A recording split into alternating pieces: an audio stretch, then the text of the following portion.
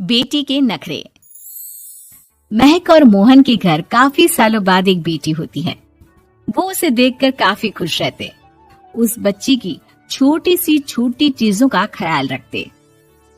अरे महक बेटा, चाहे लड़का हो या लड़की, इतनी आजादी नहीं देते, बच्चा बिगड़ जाता है।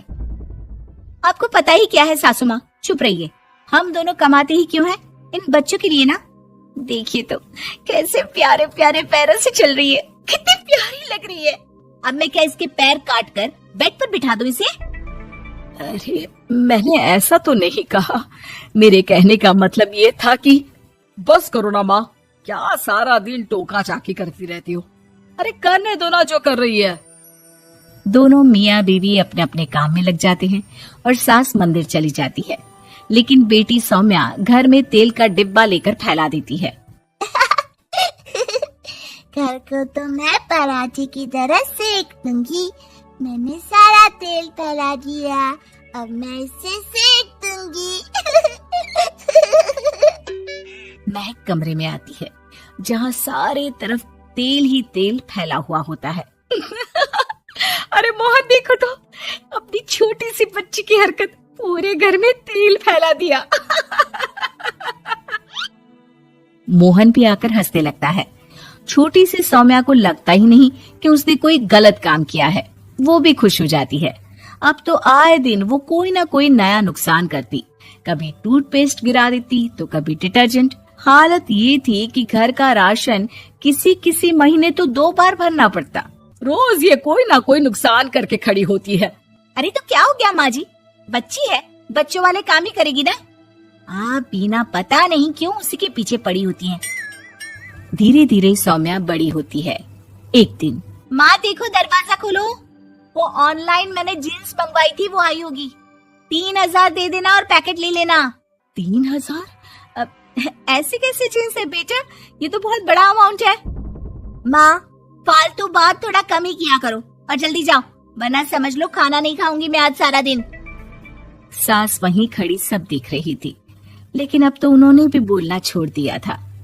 अब तो आए दिन सौम्या के खर्चे बढ़ते ही जा रहे थे। कभी महंगी ड्रेस तो कभी दोस्तों के साथ पार्टी। पैसे दे दो तो ठीक, ना दो तो घर में कलेश। ये सब तुम्हारे ही कारण हुआ है। देख रही हो कैसी हरकतें हो रही है इसकी। रात के 8 बज गए हैं, लेकिन महारानी जी घर पर है ही नहीं। तभी सौम्या पड़ोस की लड़की के साथ वहाँ आती है। ओके बाय रोहन, कल फिर मिलेंगे, लव यू। ये क्या हरकत है सौम्या, आज तो तुमने हद ही पार कर दी। पापा कब से परेशान है। और ये लड़का कौन है? तभी पास खड़ी सास बोलती है। देखो महक, आज तक मैंने कहा नहीं था, लेकिन मैं आज कहूंगी, क्योंकि ये मेरे घर का मामला है।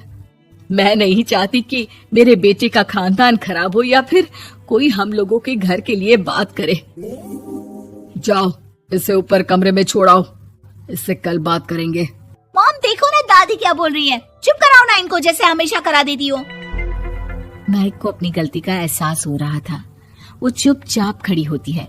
मोहन बेटी को अच्छे से कमरे में सुलाकर माँ के पास आता है। देखो ये लड़का ठीक नहीं है, अब तुम लोग इसकी शादी करवा दो। ससुराल वाले अपने आप देख लेंगे। शादी के बाद जिम्मेदारी पड़ेगी तो सब ठीक हो जाएगा। शादी अभी तो 25 की है ये। तो क्या 50 तक बैठाओगी? नहीं नहीं, ठीक कह रही है माँ, इसके लिए जल्दी से कोई लड़का देखता हूँ। अगले रोज सौम्या खाने के टेबल पर। मैं आप लोगों को बता देती हूँ, मैं रोहन से प्यार करती हूँ और उसी से शादी करूंगी। रोहन? वही ना सक्सेना का लड़का, वो सक्सेना जो पिछले महीने ही जेल से छूट कर आया है। वो जेल नहीं, काम के सिलसिले में अमेरिका गए थे।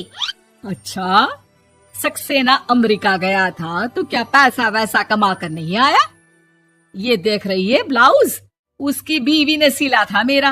पैसे की कमी का रोना रो रही थी, पति को कोस रही थी कि जुआ खेलते पुलिस ने पकड़ा और लगी लगाई नौकरी भी छूट गई।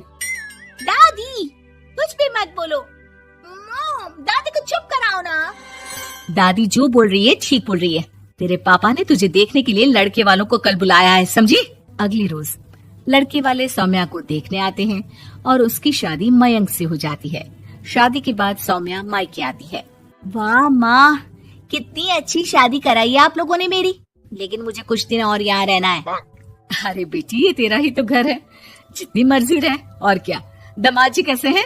अरे वो मयंक नहीं आया, कल शादी, आज तो अकेले, सब ठीक तो है ना? महक एक बार फिर सास पर चढ़ बैठती है। अब बस करिए ना माँ जी, अब तो ज्यादा ही हो रहा है। माना आपकी कुछ बातें मैंने नहीं मानी, लेकिन अब ये मेरी बेटी मायके आई है, तो क्या उसका मतलब यही कि वो लड़कर आई है? हाँ पीना। सौम्या दादी की तरफ देखकर मुस्कुरा देती है, जैसे उन्हें चिढ़ा रही हो। दादी, मैं लड़का नहीं बल्कि ये बता कर आई हूँ कि मुझे कुछ दिनों के लिए यहीं रहना है, माँ के पास। मेरा मन धीरे धीरे ही तो ससुराल में लगेगा। अब अगर आप बोलती है तो चली जाती हूँ मैं।